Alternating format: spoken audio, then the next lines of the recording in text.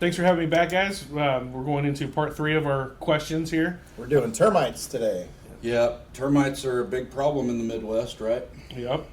So that's the number one question are termites a problem in the Midwest? And if so, how common are they? Pretty much anywhere in our area, 4 hours from where we're sitting, in any direction. We actually have been told by the Department of Ag that all homes within 15 years in the Midwest typically will see termite activity. Wow. Yep. Wow. There's enough of them in the ground. Okay, well, that being said, what are some of the warning signs that homeowners can look for to know if there's termites at their home or present? Because a lot of people don't know what a termite tube is, so they don't know what they're looking for. Well, and because we're in the Midwest, we don't deal with the coastal termites that they deal with in those areas, the drywood termites.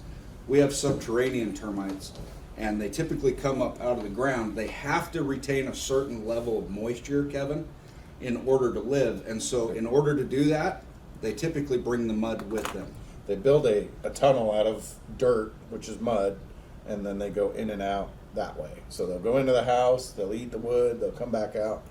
And sometimes they'll go through cracks in the home. Sometimes they'll come from the outside of the home.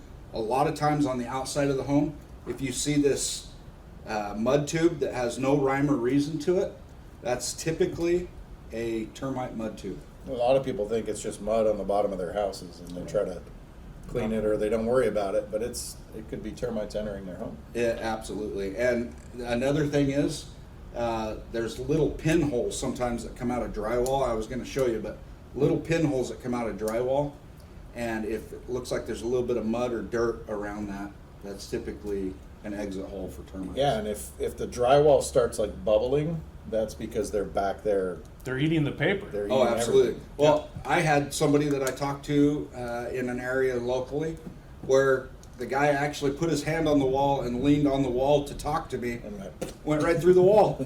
If you go through a wall, that's typically a good indication you got termites. Yeah. So discoloration of their paint, if you see rotting wood, it's not always rotting wood. It's because the termites are eating it, and they bring in moisture too.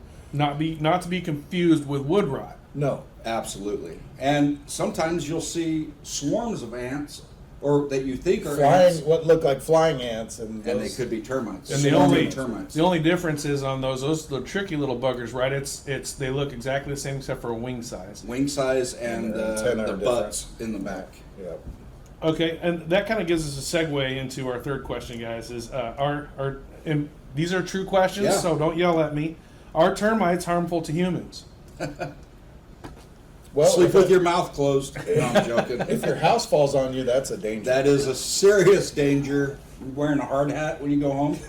They do not like humans. Obviously, they like wood. They like moist dirt. They like their home. In fact, on one of our videos that we shot, I moved some wood outside of my house, and they were on the wood. As soon as they feel the pressure change or they see something that might eat them, they scatter. They're gone. So it's more of a monetary harm than it's like a physical harm, right? Correct. So they could cost tens of thousands of dollars. Emotional and monetary. Yeah.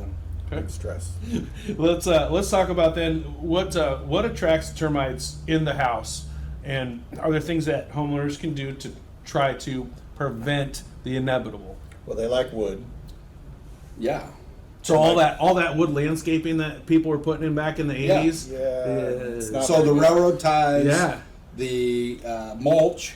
Those beams that they put in, not just the railroad ties, but the curved ones. Yep. Well, and the other thing we saw, and we still do, unfortunately, when builders build, a lot of times they backfill the front porch full of wood and debris. Yeah. And guess what? That's harborage for termites, and that's where the majority of the termites that we find It's the number one hot spot right is there. the front stoop. Yep. So they like wood. They like moisture. They like landscaping, timbers, mulch, firewood, wood piles. Wood piles We are talked big. about wood piles not being right up next to the house, because then Well, I cut down a tree and I left a stump in the yard. Well, guess what? termites are going to find that. They love those because they get full of the rain and moisture, and they get soft. It's easier wood. to break down. It's Yeah. like chocolate cake. So just a quick question here. Say, there's a lot of trees here in the Midwest, and there's going to be a stump in somebody's yard. Is there something somebody can do? Say we can't see the tree's too big, Ryan, right? Yeah. It's too costly to remove that stump. Is there something they can do to protect that stump or their property? Absolutely. So you need to get a hold of a local professional. They've got to be licensed for termites. They can do a liquid treatment around it, or they've actually got some new treatments that They can do a bait station, but Yeah. not a bait. They need to use an actual Active ingredient. active ingredient to kill Don't them. bait the termites to come to your place. Use an active ingredient right from the get-go. And the ones that we have, they have an active ingredient, and it's also a bait. So Yeah. it brings them in and kills them. Kind of like the old adage, don't let the company bait and switch you, Yeah, right? that happens. Don't let them unfortunately. bait and switch you. Just use the product right from the get-go. Yep. And so then the last question is, of course, how do I get rid of termites? Go ahead. You can't do it yourself. You've got to hire a local licensed professional, have them come out and do a full inspection and assessment.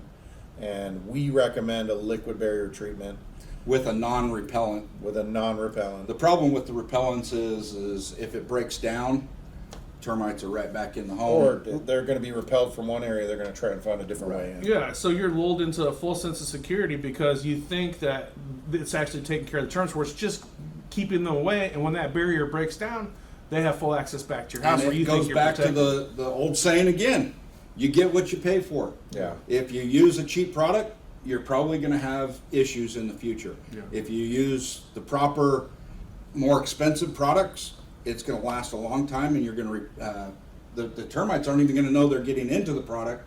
It'll wipe them out. So how do you know which company to pick? You need to look at their reviews, find out what products they use, make sure they're non-repellents. You got to find out if they offer a warranty.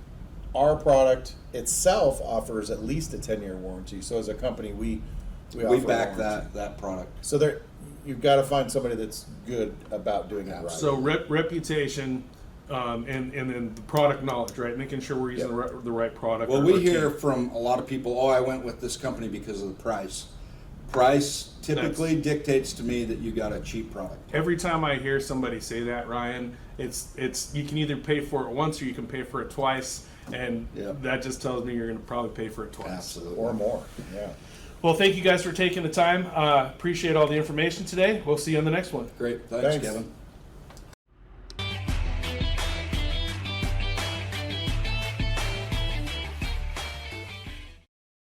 Hey, you got some jokes? We joking it up today. We got termite jokes. Yeah. So why are termites so good at math? Calculators. No, they understand logarithms. Log. What did one termite say to another in a burning building? Oh, shoot, I should know this. Barbecue tonight. What do termites like on their toast? Mud. Door jam. What? Gosh dang. What did the termite say to the chair? It's been nice gnawing you. Is that why termites don't drink coffee? Why? No. Why don't they drink coffee? Because they become jitterbugs? Kevin. Did you hear about the termite who became a stand-up comedian? No. He brought the house down. Oh, my favorite one. What kind of salad did termites eat? I don't know. House salad. That makes sense.